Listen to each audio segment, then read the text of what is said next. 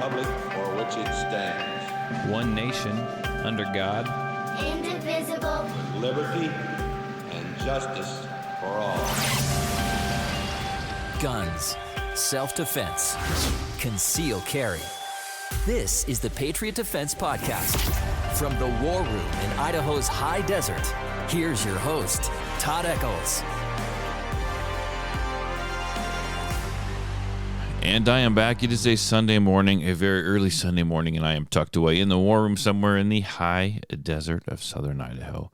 And I hope everyone out there is doing fine. I hope your spring, and I'm going to say your summer, but we got to have spring first. I hope your spring is well underway wherever you live at, wherever you're located at. Ours is kind of come and go, but I mean, it's getting nicer. The average temperature is getting a lot nicer every single day. I'm looking forward to that. Everything's turning green. The range looks really good right now. My yard is green. My trees are getting leaves on them. This is the type of shooting range experience I enjoy. Not showing up to a range in the middle of the winter and everything's dead and ugly and gross. Man, everything's looking good. Everything's looking fantastic, and I hope it is where you are as well. Get out, shoot on those nice days, those really nice weather days. Now is the time. Get out there and shoot before it gets way too hot. So what have we had going on? I had a permit class. I already talked about it, I think. I had a permit class last weekend, and I think I already talked about it because I did the podcast the Sunday after. It's a good class.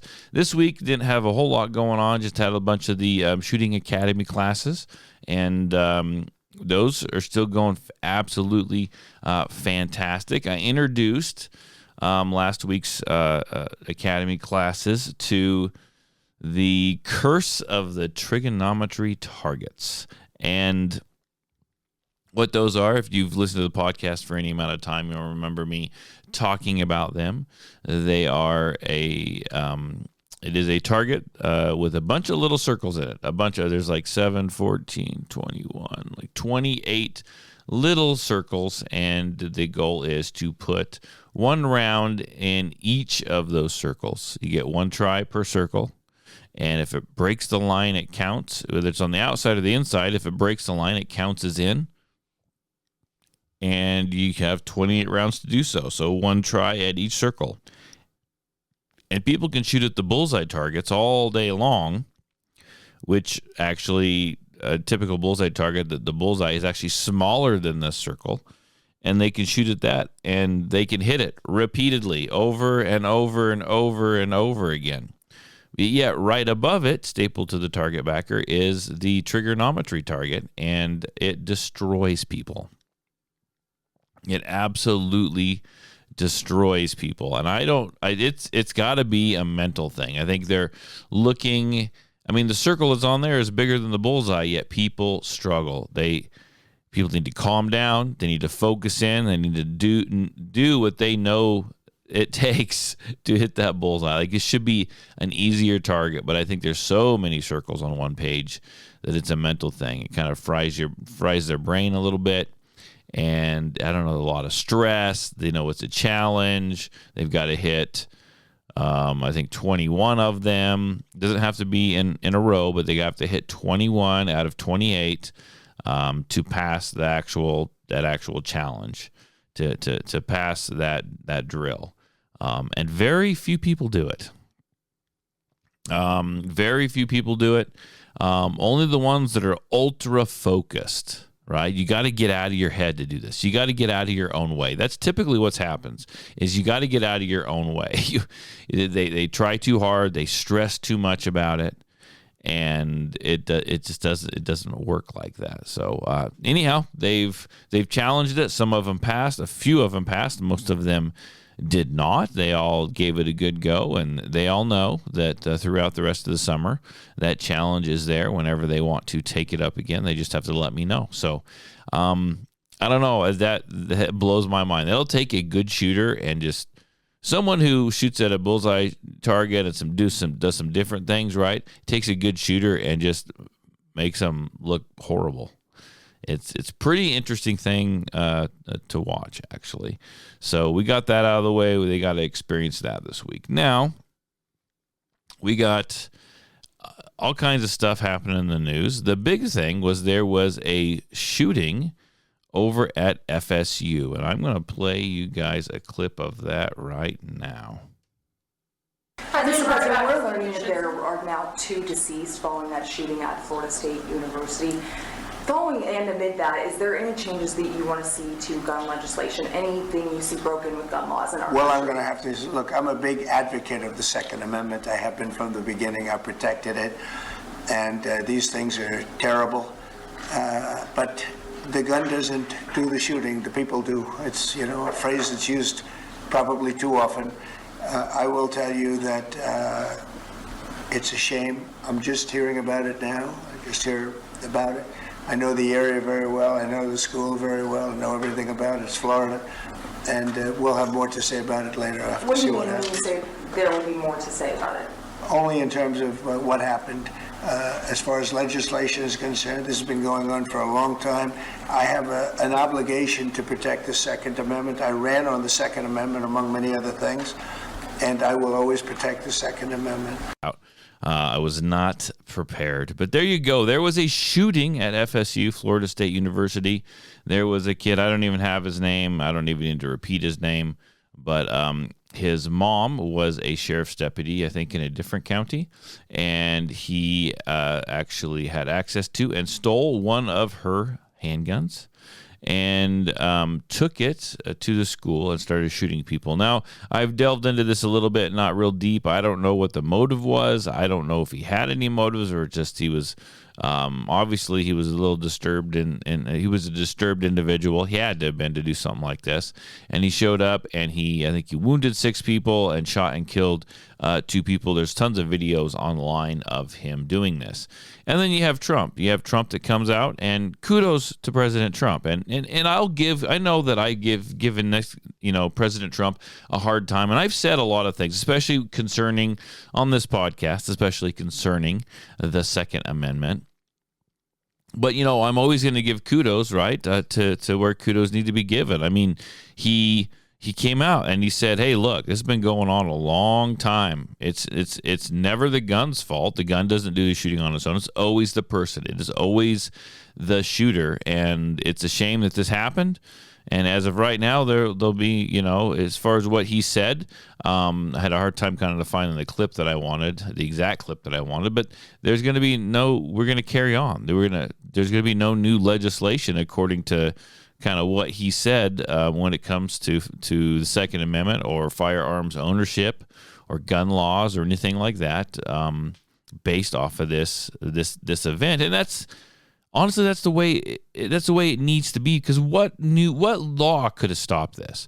A person already broke a law, took a gun that wasn't his, and he killed people. You're breaking laws. Like that's already against the law. All new laws or new regulation would do is harm, good, honest, law-abiding gun owners. Like it's not going to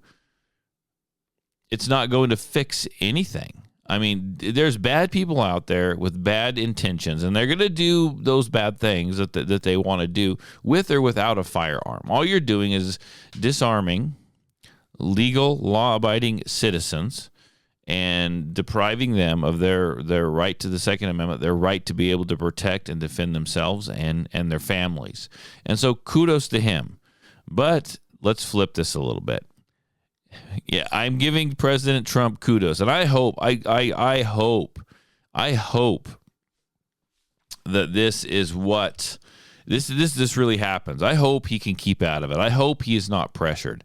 He likes to be sucked in and pressured to do things, right? He has in the past. And so I really hope he means what he says here. But we always have to question everything. And I'd question God. I question the existence of God himself. Like I question absolutely everything. So just know that. If you listen to the podcast, you have to understand that. Just keep an eye on this. Keep an eye on this, and let's see what happens. Hopefully he doesn't succumb to pressure and do something crazy like the bump stock ban or something like that. I'm still not sold. He did say he is for the Second Amendment, and he said that he ran on the Second Amendment, and that he did. He did run on the Second Amendment, that he would protect the Second Amendment. He did do that because he needed those votes. But I'm not 100% sure that he's an actual Second Amendment guy or a gun guy.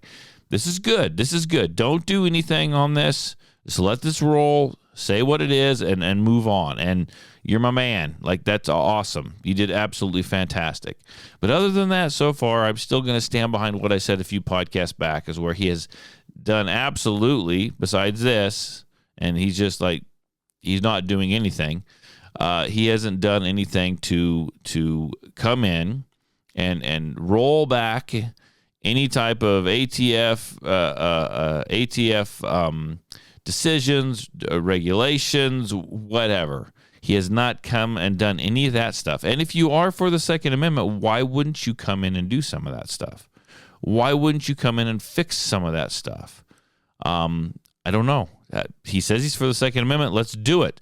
Kudos for doing this, but now let's go back and look at what you developed a special task force, right? Well, that task force needs to freaking do something.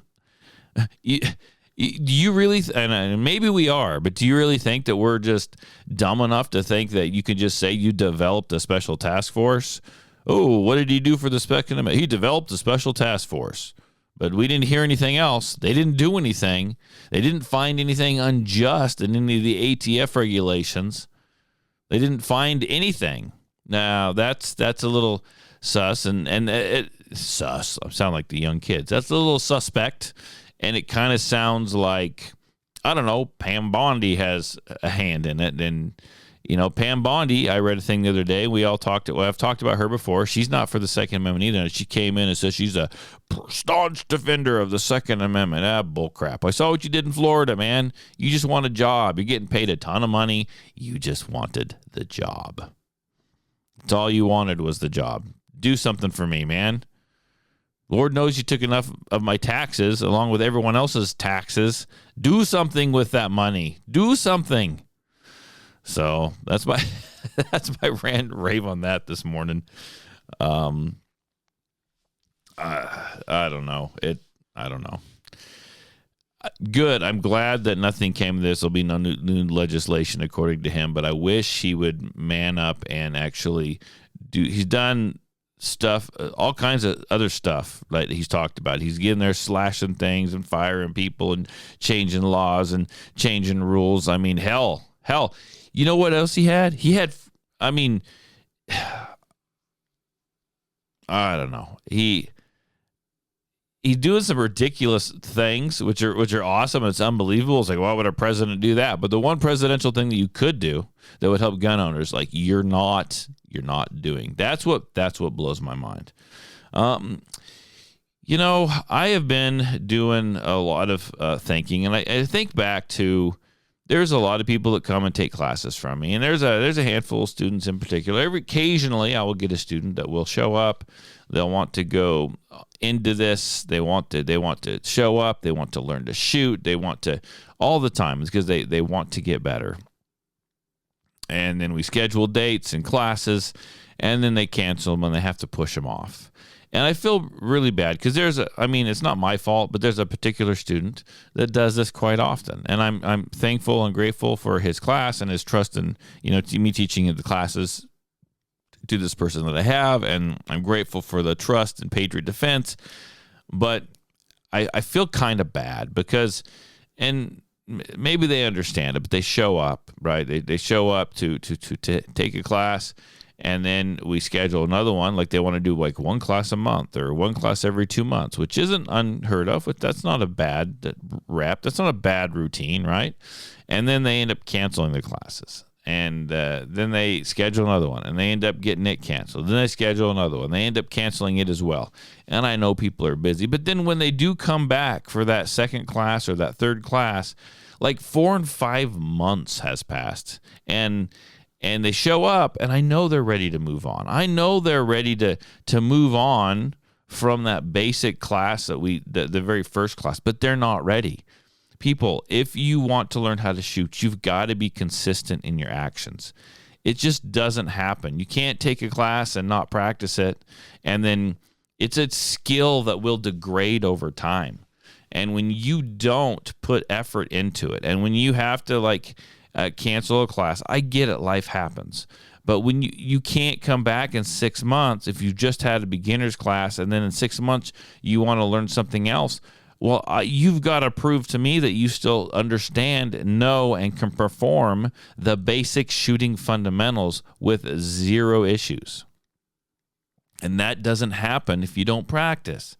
That doesn't happen if the only time you go and shoot is once every 3 months or once every 4 months. Like that just does not happen. You have to be consistent in your training. You have to be consistent in getting out and shooting. And if you're going to carry a gun on your person to defend yourself, your kids, your family, your whoever, right? You have to go out and shoot. I know I said this is like a big theme. However many years I've been doing this podcast, which is a lot. I don't even know how many episodes I've done, but it's a lot, right? And it's a constant theme. Don't just go home and holster your gun and carry it every day and not shoot that thing. You have to get out and practice. You have to get out and you have to shoot that gun. You got to be proficient with it. The only way you're going to get better is by training, is by practicing, and just having that gun on your hip, just carrying that gun on your person isn't the magical answer to nothing is going to happen to me right now because I've got a gun on me. That's not the way that it works. If you have to use that gun, you have to know how to draw it from a holster. You have to know how to get that initial grip on that gun from the holster, get the proper draw, drive out. You got to learn how to acquire that red dot or those sights when you drive that gun out on the target or the threat, like if it's a defensive situation, onto that threat. Like this stuff just has to be fluid. It has to just happen. It has to be fluid. It has to be smooth. You've got to be good at it. And the only way you're going to be good at it is by doing it a lot. Like I said, these skills degrade over time. They will go away, and you'll be like starting over. And some of these people that do this, I know they mean well. So it sounds like I'm going to pick them and tear them apart, which I'm not trying to. But they mean well, and they're good people, and they're plenty capable of remembering and practicing, right, and retaining. That's why you need to retain. And then on the flip side, I have some people that show up to take classes all the time, and they retain absolutely nothing. But those that can don't show up. Like it's kind of a weird. I don't know. It's kind of a weird thing. I mean, how that works. I got people on opposite ends of the spectrum. And, I'm thankful that they show up and they take classes. But, my gosh, if you want to be good at this, you've got to be consistent. And people, get rid of the crappy little guns. Just get rid of them. Get rid of the crappy little guns. The crappy little guns that's exactly what they are. They're just crappy. Like, don't carry those guns. The little tiny, and I'm going to say it, right? The little tiny Rugers, the little tiny shields, man. I'm so sick of shields. They're just little. They don't fit some people's hand. They're hard to shoot if you gotta shoot at any distance. They're really hard to shoot. Most of them got crappy triggers in them. Like, find something else to shoot, man. I'm dealing with some people right now that they want to carry their gun, and they get a holster that works for your gun. They want to carry their gun. They're miserable doing it. It hurts. I don't like this. I can feel this. You've got to dress around that firearm. You've got to dress around that firearm. You can't just, a lot of times people will appendix carry. And if they appendix carry and you're carrying a gun IWB, which is inside the waistband, they do what? They typically, we like to recommend that you go and get pants that are like 2 sizes too big. Why is that? Because you got to make room for that gun. Okay, we're all vain out there. We're all vain. We all wear pants that are probably tight in the waist because we don't want to go over a 36-inch waist. We don't want to go over a 34-inch waist. Like, we can't do that. Like, these pants are miserable on us, but we're going to, and then we add a gun to the mix. That doesn't work. You need about 2 pants in the waist that are 2 inches bigger than what you normally would wear, right? And it's not going to make appendix ultimately comfortable. My God, go spend some money on a holster. Go spend some money on a holster. Get a decent holster. Like, this is kind of ridiculous. You can't carry that gun in a crappy $30 holster and then ask me why it's not comfortable. I don't know how you guys do this all day. It's not comfortable. Well, your pants are too small. Your holster is garbage. Like, I repeat myself all the time. Spend money on the gun, spend money on the holster, man. Spend money on the gun, spend money on that holster. Right? That's how you're going to carry. Carrying a gun should be comforting, not comfortable. Yes, but it doesn't have to be 100% miserable. And it's a lifestyle, and you're going to have to buy clothes that fit around the gun. You might have to not wear those skin-tight shirts. Like, you might have to wear your shirt a little looser. You might have to have some kind of cover garment. You do you. You have to figure out the type of lifestyle you have and what the clothes you normally wear, and you have to adjust from there. And it's not going to be necessarily easy. Like, it is a chore. It is a lifestyle. But you have to figure it out. You have to get over it if you want that gun on you. I have got a class coming up beginning of next month. I believe it's on the 3rd, so that'd be May 3rd, and it's called Defensive Pistol Dynamics. And I find it, and I don't know why I find it interesting, I just do. I try to create classes for everyone, men and women. But I got to be honest with myself. Women are, and I've said it before, 80 to 90% of my business. They really are. I've got a men's shooting academy, right? I'm not counting permit classes. Permit classes, we get a mix of everyone. But I'm just going to talk like other classes. Now I have my academy, my men's academy. There's quite a few. There's a good, decent sized group of men that show up to that class. But I've got 3 women's classes, 3 women's academies, right? And women, they are my number one student as far as clientele. This defensive pistol dynamics, it's a good class. We're going to learn how to draw the gun, and we're going to do it repeatedly over and over and over and over and over again. And they're going to get good at it. They're going to get proficient at it, right? And so far, it's not just a women's only class. It's open to everyone. So far, the only people that have signed up for it are women. And I do love it because women are great shooters. They're great listeners. They're great learners. That is my clientele. So, I'm fine with that. I just think it's funny. Women are doing better than the guys right now as far as for signing up for classes and wanting to learn. And I've talked about it a little with others. It's just an interesting fact. And I don't know if it's like ego. I don't know if it's machismo. I don't know what it is, but man, it's what's happening. Like, I don't know. It's fascinating. It's fascinating to watch, and the fact that the number of women shooters are just going through the roof. Not even here at Patriot Defense, but I mean all over the country. So the fact that I'm getting a bunch of women signing up for class and men aren't, I'm not complaining, man. I am not 100% not complaining, but it's super, super interesting to me to watch this happen. But yeah, so maybe Patriot Defense needs to get back to the basics and start catering more to women. I don't know. I don't know. Just something I've been thinking about. Just little things, man. It's been kind of a slower week, and just little thoughts have been running through my head. But I tell you what, though, I'm gonna let you guys go. I have to go inside. I gotta change my clothes. I gotta get out and go for a run. It's that time of the morning. Finish my coffee. Wake up my kid. Gonna drag him with me today.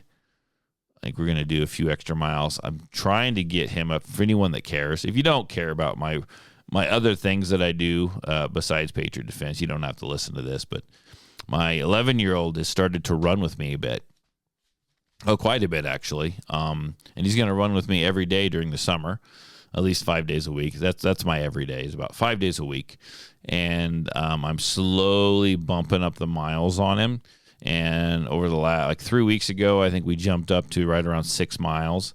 And today I'm going to add another loop, another section of trail. I'm not sure how far it's going to get us, but I'd love to get him up to like 7 or maybe even 8 miles. He's got a goal this year. There is a trail up in the South Hills that I used to run a race on called the Outlaw. And it's a 14-mile trail race. I don't like the first 4 miles of it. It's kind of just doesn't make sense to me. It's a lot of climbing. So it's not necessarily a lot of running.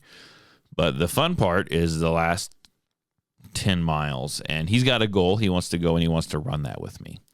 So I'm trying to get him trained up for that. And it's a pretty technical trail. I know he can do it. My other kiddo, my other boy did it as well. But he was actually a little older, but he's done it with me as well. So I look forward to it. It's going to be fun. We're doing that with him this summer and kind of bumping the miles up on him today. The kid's doing pretty good, man. He's running with me. He's working out with me. So we got big plans for next summer, me and him. Get him out, maybe get him signed up for an ultra at age 12, see if he can get out there and do like a 50K with me or 55K or something like that. So that's what we're looking forward to. But that's a little look into Todd's life, because I love Patriot Defense and I love shooting, but that's not my entire life. So you guys get a look into some of the other stuff I like to do. So I will talk to you guys later. I will see you in a week. Bye.